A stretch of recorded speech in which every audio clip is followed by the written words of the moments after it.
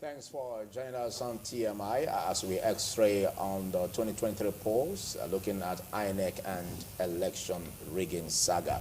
Just a few days back, the leadership of INEC claimed that the aspect of rigging elections is over in Nigeria.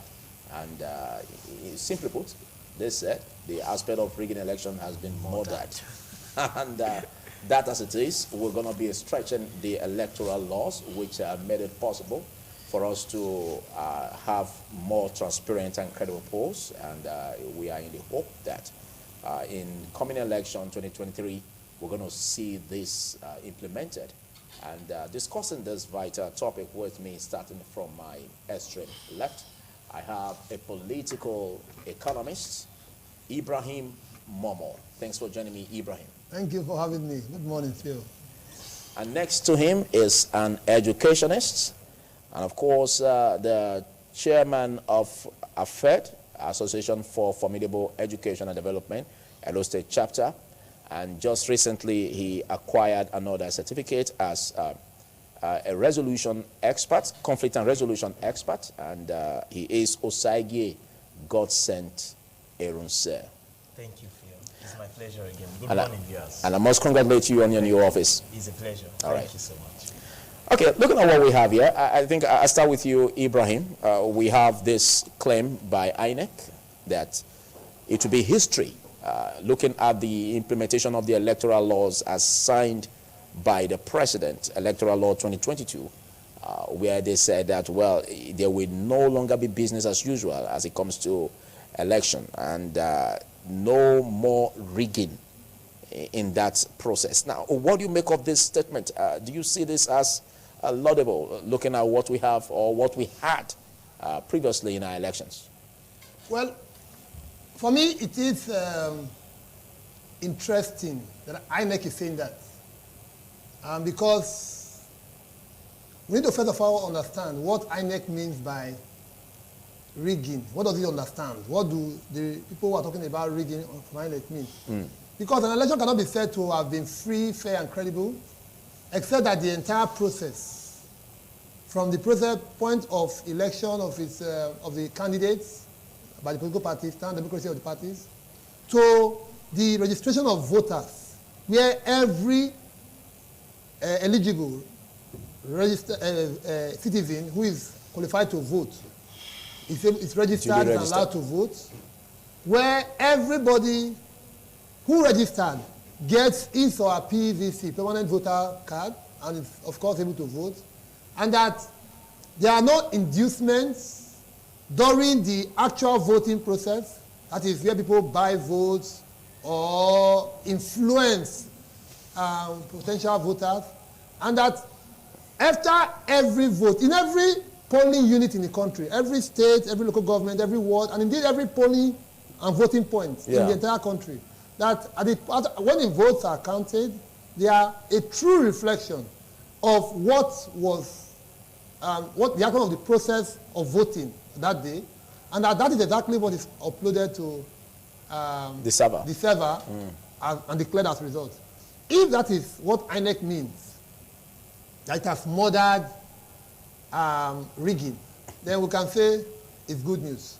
But if there is a compromise, if there is a gap, if there is any breach in the entire gamut of the process, whereas other stakeholders, other players within the electoral process are able to influence the outcome of results, or even INEC, some of its staff, INEC chairman can speak for himself. He cannot speak for its officers, even in the entire local government and the entire world of the country. He cannot. He cannot do that. If everybody is on the same page, and then the whole process allowed to flow freely, fairly, and credibly, then we can say yes, thumbs up to INEC. Until then, so for me, I'm not swayed by grandstanding, which is what I think INEC is doing. I'm not swayed, with all due respect, I'm not doubting their sincerity, but I'm not also willing to buy in hook, line, and sinker those grandiloquence. Okay. Let's criticize further. You still have the floor. Because when that statement was made, reference was made to the beavers. Yeah. We look at the electoral law section 4050 subsection 2 that spoke about the devices used to accredit voters, to embark on the voting process, that it must ensure that such devices, are good enough to a point where transparency will be guaranteed. And the beavers, for instance, according to INEC, will not allow double registration. So double voting, it's impossible to do that. So it identifies any double voting and deletes such. So with that introduction of beavers, I think it goes a long way to also clarify that the rigging process in that regard can be minimized. What do you think? Well, you see, I don't know. I don't want to seem as if I am questioning INEC's ability to effectively carry out what it is pledging to do. But if we look at the facts, the statistics, it's not only about multiple voting or double voting. That's not all it is about vote rigging. It could also be that those who are not accredited to vote, who do not even have the permanent voter's card, come out and vote on that day. Children, for example, can vote. It's about thumb printing. It could also mean that even those who are voting are induced to vote in a particular pattern. That's also vote rigging. So I think that what INEC is doing in its effort of employing technology, particularly I'm very impressed with the beavers, bimodal voter accreditation system, yes, whereby the face and the fingerprint are captured. It's terms of that's kind of thing we want to see, progress in terms of trying to ensure the sanctity of votes. Wonderful. And if any voter does that has not been captured earlier by the beavers, it means such a person will not. If you look at the biometric won't pop up. No, if you look so at that's a huge development. Philip, if you look at the last two elections, with Ekiti, we saw widespread case of vote buying. There were people who were brandishing the funds they received, and it was alleged that all parties were buying votes before INEC and in the very presence of INEC and the security forces. And then in Ekiti, in Osun State, these are the last two officing elections.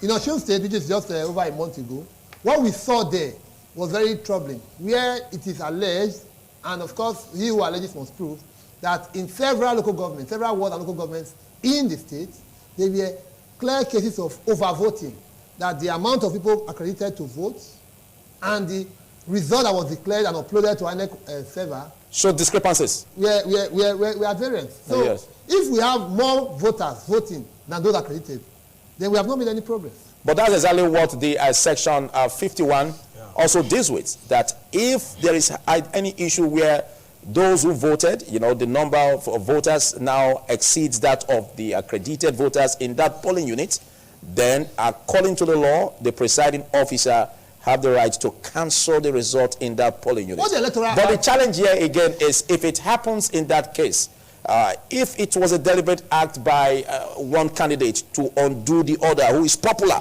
in that unit, that could rob the popular candidate of such figures that would have entered into his credit.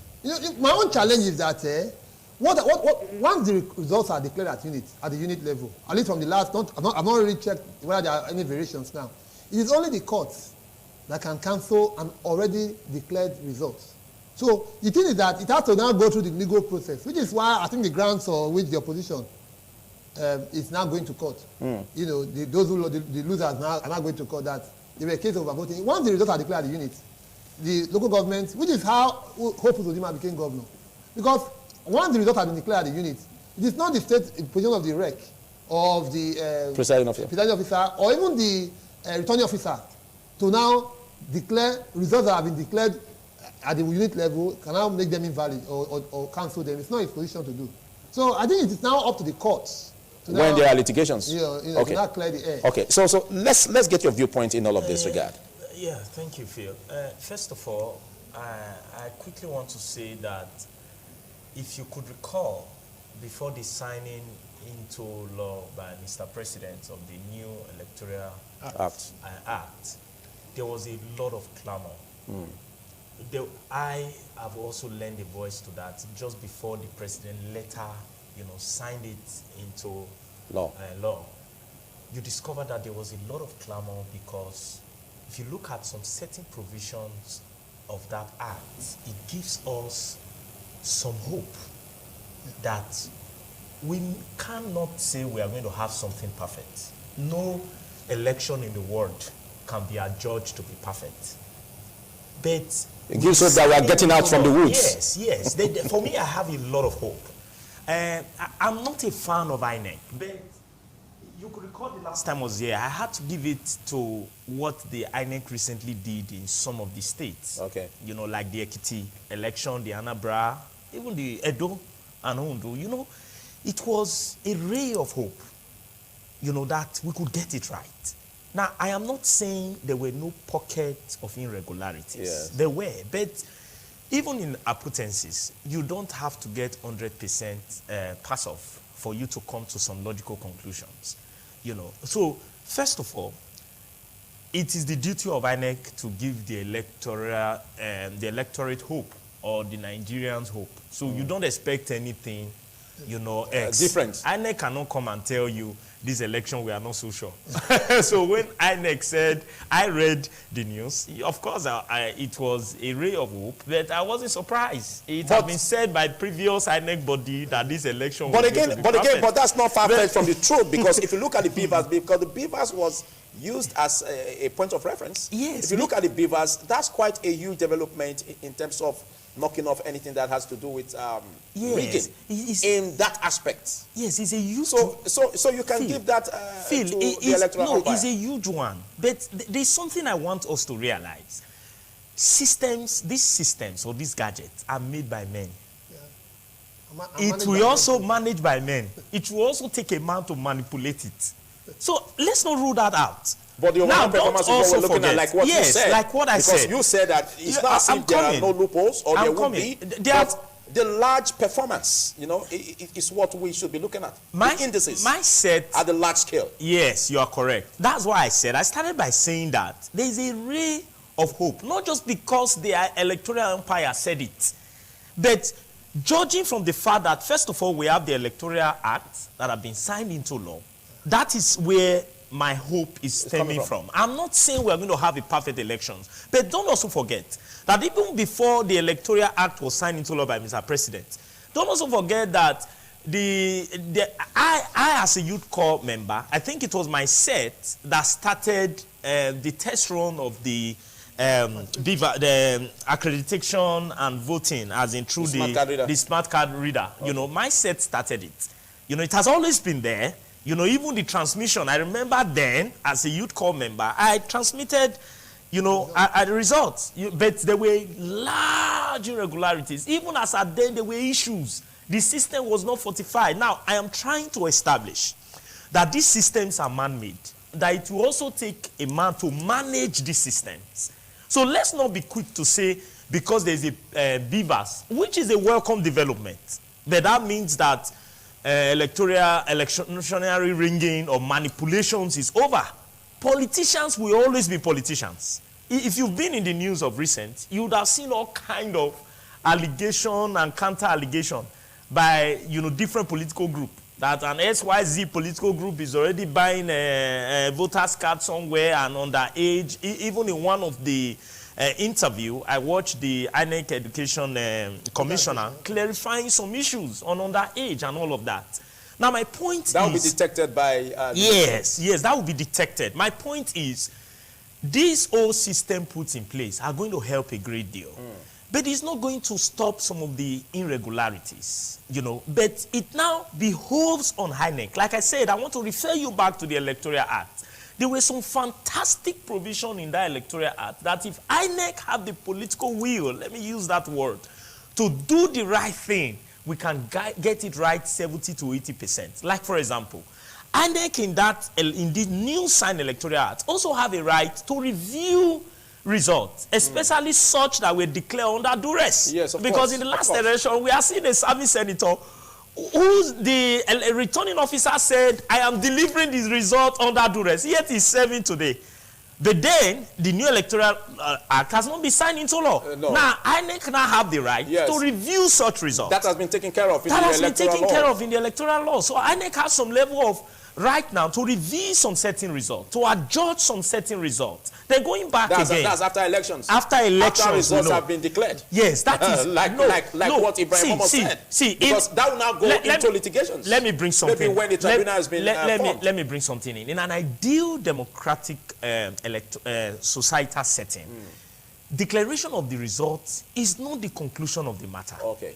If you really practice democracy, the court now has the right to interpret. It's just like in the previous election, the former, that's the present candidate of the PDP, was also their presidential aspirant. Remember one of the knockoff in the court then, when he was asking for INEC to produce the cyber, there were stories around the cyber because it wasn't backed by law. But now, INEC is banned by law to ensure that those results are transmitted. Yes, of course. And to ensure that they tell the world, how did you get these figures? If that was to be a court case. Now, what I'm trying to say is, election does not really end at the declaration of results.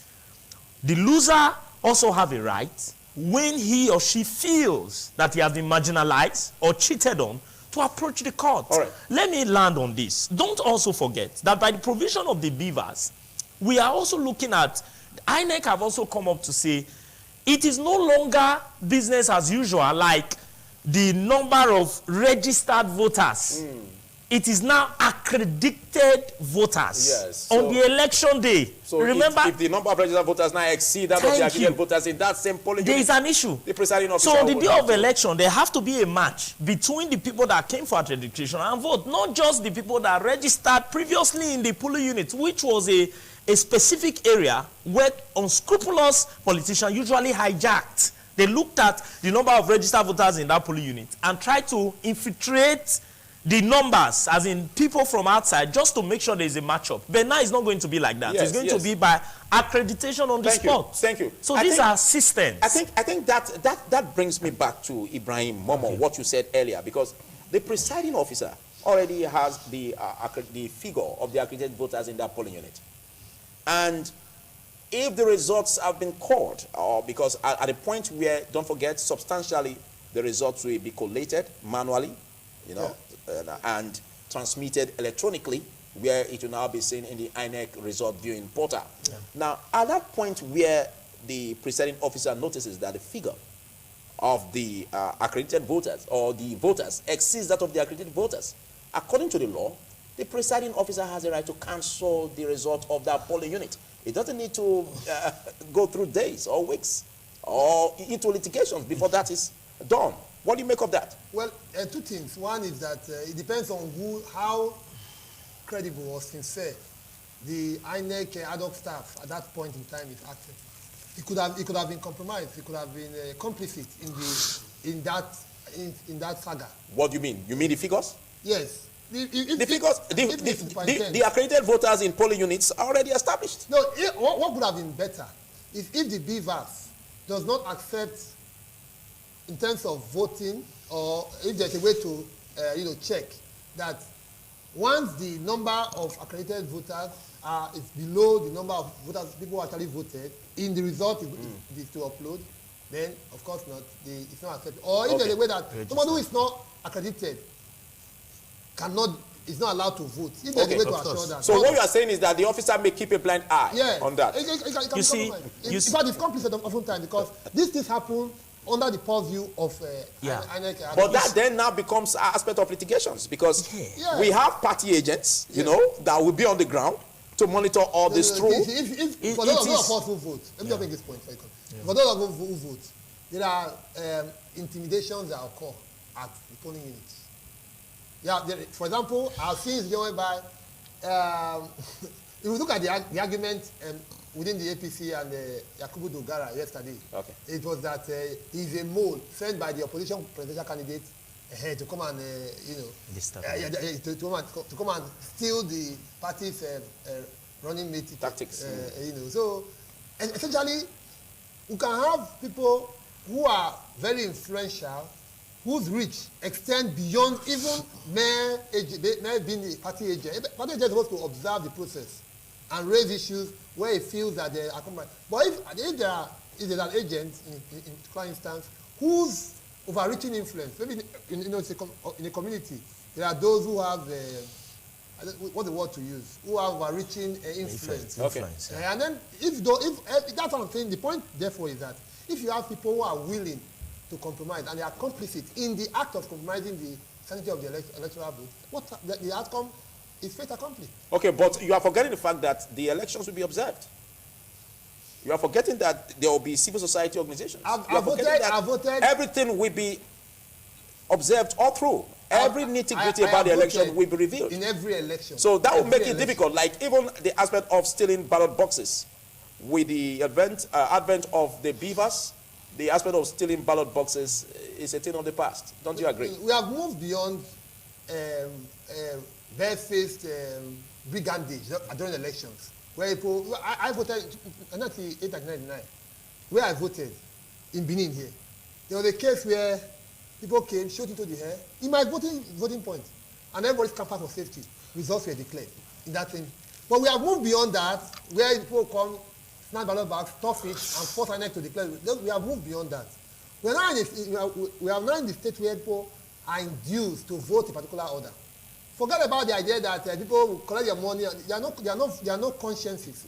People have lost the right to claim conscience after they have collected money to vote. Okay. Because oftentimes it's only a very small, minute set of people who are even also criminally minded too that will collect money and then go and vote. Because the criminality is in either selling or buying votes. Once you have collected money, you are complicit, you are criminal. So where we are now are two kinds of election rigging. One is the vote buying, vote selling, and the other is in the manipulation by elites within the locality in connivance with INEC staff. In the case we are talking, in particular case of where they have higher number of voters than those who are accredited. That is rigging. Okay. Pure and simple. Okay. Let's still on this rigging aspect. Okay. Let's look at a situation where a popular candidate, for instance, could be undone by the opponent, by virtue of destabilizing the process in that unit, so that unit can be cancelled. Now, what do you see as the role of the government? Because we know we should have security agents, we should have law enforcement agents to keep watch over anything that has to do with violence or anything that would disturb the process. What do you make of this in guiding popular votes from being cancelled? Let me quickly say that that is where INEC also comes in, because now they have the right to determine whether there is going to be a rerun or a reconduct of the election in that point, or to cancel that polling unit outrightly. INEC have such right. See, let me quickly say this. You see, when you talk about electioneering ringing, there are a number of factors. Part of the reason why I personally believe that this 2023 election is going to be a departure from our usual narrative. Not necessarily because INEC is saying that they have murdered ringing. No, not necessarily because. They primarily because the people are involved. Thank you. People are involved. People are civilized. They will defend their votes. People are coming out to say it cannot be business as usual, because people are fed up. Even, like I always tell people, whether you are an INEC official or you are a politician, will we be in the same country? Okay? But of course, you may have more money because you have looted or taken bribe. But my point is, there is this awareness. So it's not going to be business as usual. People are going to be monitoring it. People are going to be following it bomber to bomber. Look at what happened. Part of the biggest challenge we have now are security issues and the issue of vote buying, where people have to induce people with money. Our biggest challenge with the present INEC that we have is the test of integrity. Not why the systems are helpful, like I said. It is the INEC, the electoral umpire, that will manage this system. If somebody somewhere have compromised his integrity, while you are applauding the beavers and other system put in place by the electoral law, somebody else that has the power somewhere around INEC, as in should there have been a compromise, that's my point, is already thinking of how to manipulate the system, the process. You see, we must begin to look at the fact that this is about our country. This is about our future. The security agencies clearly have their role to play. I have been involved in conducting elections. There are things, Phil, that I've witnessed firsthand because I've been a presiding officer. I have witnessed firsthand how somebody will take another person's voter's card and vote. Okay. And there will be some talks in the community that will tell you, if you don't do it here, you know the come on here. If you don't do it, if you don't do it, you know come. I'm telling you what I have seen. I've been involved in the process. Okay. There have been situations where money are brought for the INEC officials, both the ad hoc staff and the presiding officer, by both parties, or even more than the two parties, the major parties. And that, in a way, is an indirect buying of conscience. Because now, this INEC officer, both the presiding officer and the ad hoc staff, are looking at the highest bidder. This one brought big money, so it becomes more loyal. These are things we've seen in the field, like I said, I've been privileged. I'm concerned about where you said the people will have to police the votes to make sure that the votes count. Now, some are saying that in this particular political dispensation where we have three major political parties churned out their candidates, churned out their candidates, they say, well, these major candidates of these parties are still of the old order. And it's just like bringing them back, to steal from the patrimony of the people. Now, do you think that would spur the people to police their votes, being that the candidates of these parties still belong to the old order? Okay, you have the floor. Please, let me just pick this up before I respond to that. You see, the biggest challenge we should be talking to INEC about is to ensure that this gadget does not fail on the field. And the biggest problem we are going to have is when we start having the PVAS, no network issue is not working. That is where it starts from. I'm talking as somebody that have been on the field. You now have to start using manually because the systems are failed. You are calling your rec or the area coordinator. His number is not going. When you finally put through and say, what do we do now? I think they've had lessons from the elections they've had. They have had which lessons. Would make them have more machines in order to serve as alternatives. These are where elections are rigged. Okay. I just needed to spot that out. Okay. Not necessarily by making big statements in the news media. When we start having issues with transmission, network, and all, this is where INEC should concentrate their effort. Then, logistics to ensure that different polling units, election starts on time, there are no night voting. Then let me come to your question directly. You see, Phil, whether we want to admit it or not, there is already a revolution in this country. Revolution does not necessarily mean taking up arms. Now when I say when I say revolution, people are tired of the norm. The mood of the nation currently is that, can we have an alternative? But is there really an alternative? Is it different? Because the candidates we still have are still of the old order. That is a symposium discussion. That depends. That is exactly the challenge. No, that is a personal decision.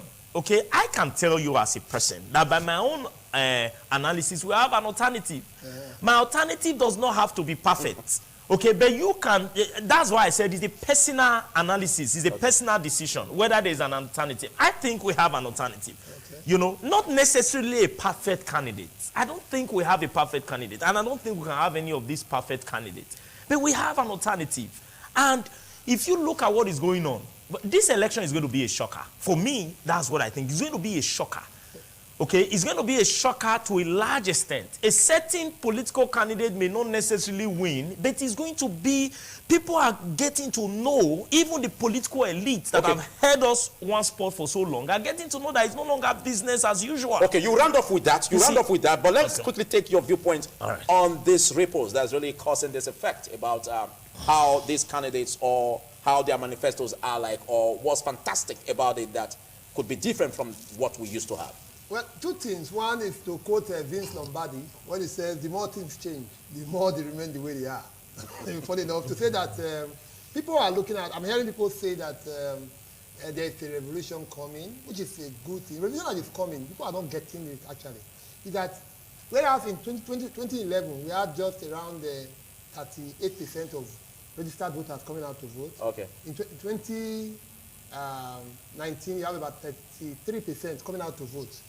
That there's every likelihood that a higher percentage of registered voters will be churned out for voting. Vote. This is the first That, I think, is the only revision that is happening. But if you look at the key players, okay, we can call 4 major candidates. Okay. Tinubu, Bola Ahmed Tinubu of the APC, Atiku Abubakar of the PDP, Peter Obi of Labour Party, and Rabiu Zakakwaso of the NNPP. What we are seeing is between 6 and half a dozen. We are seeing people who have been in the system, who have 3 of them, Bola Ahmed Tinubu, Peter Obi, and Kwankwaso, they have been governors for 8 years. We have seen one, the vice president, former vice president Atiku Abubakar, who has been vice president for 8 years. We have seen people who have jumped across parties. Peter Obi has left ABGA for PDP. Even was the running mate of Atiku in the last election. Today is now in Labour, which is what people are calling the rebranded. And we have another one in the person of Rabi Musa Kwankwaso, who has been from PDP to APC and now back to now from his own party, NNPP, to Bola Ahmed Tinubu, who has moved from AD to ACD to ACN and now to APC now. And what Nigeria should have been looking at is that some of these candidates that should have been from this narrative as indifferent entirely, they are not popular. Yes, for me that's even an issue. We have wonderful candidates. Like Showore, for instance. We have. You want to say something about that? Please. Let's move on. The YPP candidate and the what do you call it now? The one that they are fighting now, ADC, I think. SDP. No, there's one that the chairman removed. Dumebi Kachiku. Okay. And the YPP candidate. Those are for me the most interesting and most fruitful candidates. But I think that Nigeria is largely a two-party state, with all due respect. If you look at the number of governors, all the governors, apart from the one that is controlled by ABGA, they are almost entirely two parties. So what I think is that people should be asking questions. What we know them. Don't come and bamboozle us with big grandiloquence or big grammar. We know you when you were governor, when you were vice president. What is your track record? Speak to your records. People should be questioning them because somebody wants to hold the highest office of the land. Yeah. It should not be fine lingo. It should not be on a social media raid. It should not be on to buy votes. It should be about track record. People who have proven that they can perform, who have performed, not just proven. We are seeing them, not tell us. What did you do when you were vice president? What did you do when you were governor? Show us the evidence. Are you saying from these 4 candidates that you mentioned, no one performed No, I think that the next that president, level where you can say that they are the next president will come among the 4. Okay. I'm not a seer, but because I do. And I think everybody should know that among the 4 major candidates, that's where the president will come out from. And then we have to now carefully examine their track record of performance.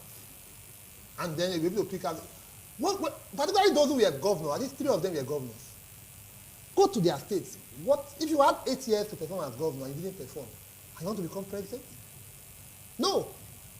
So we should be able to question. Let's leave the rave. Let's leave the money, vote buying and the social media rave.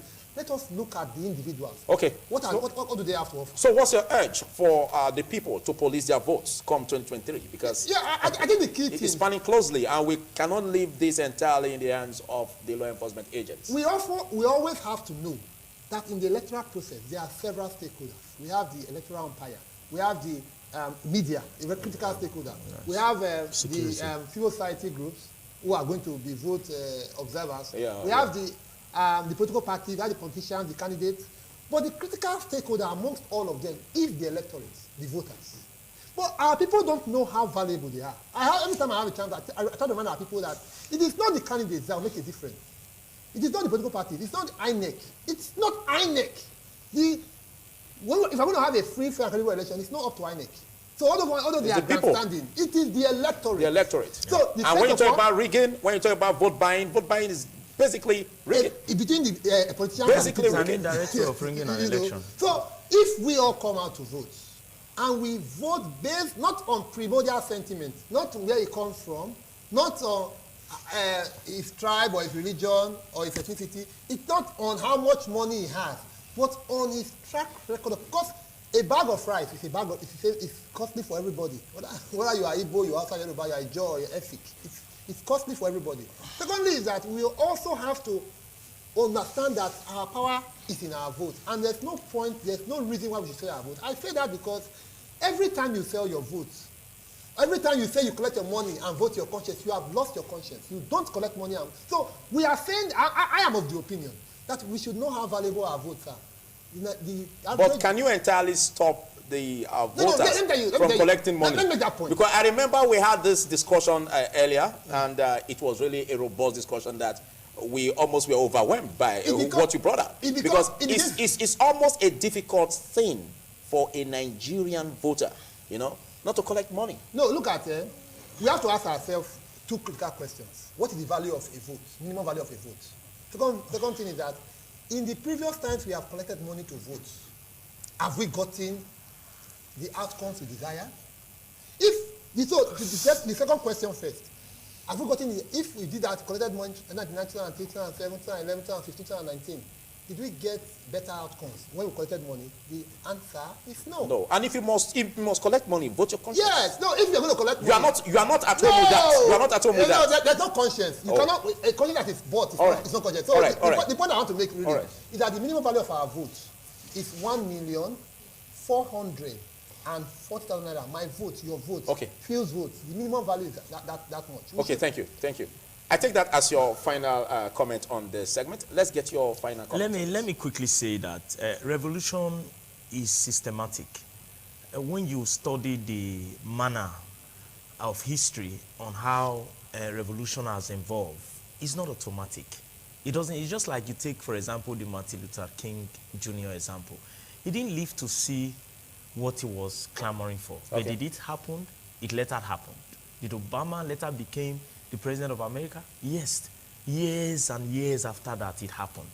Now, what I'm trying to say is that something is already going on in Nigeria. And I want to call on the citizens. One of the tools that the political elite always use is to create a bracket of insecurity when it is closer to the election date. That makes us feel like, my child should not go out to vote, is not safe. Creating voter They create an atmosphere that will encourage voter apathy. Now we have to realize that this is a method they have used over the years. Are you saying that the government does that? Oh, come on. You can't rule out the power of incumbency. You can't rule out the power of incumbency. You can't say that. We are still in Nigeria. We cannot verify that, because whatever you say now, we can't verify that statistic. So you can't say that the government is doing that. Because don't forget that there are a lot of detractors of government that want to create panic. And that's basically what you should be focusing on. If you look at it, Philly, I didn't even say government. I say part of the things that some of this political elite does. You know, I didn't particularly mention government. But again, let me pick you up on your words. You can't rule out incumbency in the Nigeria factor. But the people are more powerful. My concern is to you citizens. Something is happening. There's a change going on. We must join that change. It doesn't have to be a perfect choice, but we know that the reason why it seems like everybody is tinting towards a particular candidate is not because the candidate is perfect, but because that is something near what we can think of. There are some of, most, if not all, I can say that, you know, even most of the people in the current parties are planning to sabotage it. We are seeing that on news. Thank you. Some of these political candidate aspirants may have some good records. But again, we cannot afford to go through what we've gone through in the past 8 years in the hand of a sick man. Thank you. We need somebody that can do something different for us. Big thanks, Ibrahim Momo, for coming. Well, this is much you can take on the discussion. Next is insurance segment. Do stay with us.